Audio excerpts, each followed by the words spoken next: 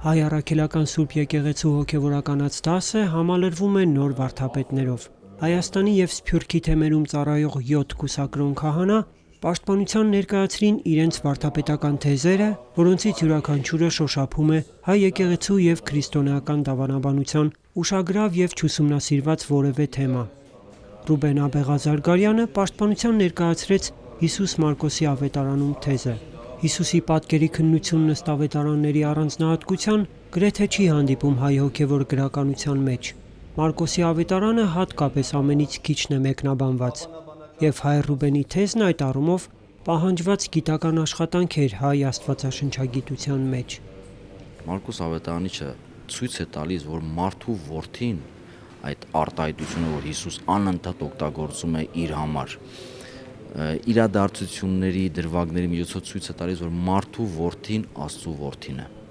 Այն ինչի մասին, որ ինքը հայտարարում է հենց ավետարանի վերնագրի մեջ, եւ այն ինչը, որ մենք տեսնում ենք խաչի իրադարձության առջև հարուրապետի շուրթերին։ Գյուրեղ Աբեղադավթյանը քննության է առել դավանաբանական վեճերը 3-րդ դարի կեսերին և այդ արձագանքները հայ դավանաբանական գրականության մեջ։ Այդ վեճերը վերաբերում էին նորադարձների կողմից Սուրբ Երրորդության թյուրըմբռնմանը կամ մերժմանը, խնդիր, որն արդիական է նաև մեր ժամանակներում։ Մասնավորաբար օրինակ Եհովայի վկաները, ովքեր կարելի ասել նույն միապետական հերձվածի մեջ են, ովքեր մերժում են որդուն եւ ընդունում են միայն հորը։ Այդքանով կարծում ենք, որ արդիական է թեման նաև այսօր, ցույց տալու համար, որ այդ այսօրվա աղանդները նաև արդյունք են վաղ շրջանի հերետիկոսությունների։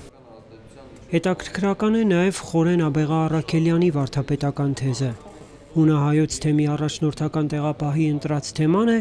բյուզանդական եկեղեցու հարցում մեղադրանքները և մեր եկեղեցու հայրերի պատասխանները ըստ հայկական աղբյուրների։ Մենք փորձեցինք համապարփակ ձևով ներկայացնել մատաղի վերաբերյալ մեղադրանքը, խաչի պաշտամունքի վերաբերյալ մեղադրանքը, Սուրբ Սարգսի տոնի առաջավորած պահքի առնչվող մեղադրանքները, որոնք բոլոր մեղադրանքները անհիմն էին եւ եթե նույնիսկ որևէ հիմք ունեին, ապա չէին առնչվում դավանաբանական մեր եկեղեցու տեսանկյունին, այլ ընդամենը վերցված էին ժողովրդական սովորություններից։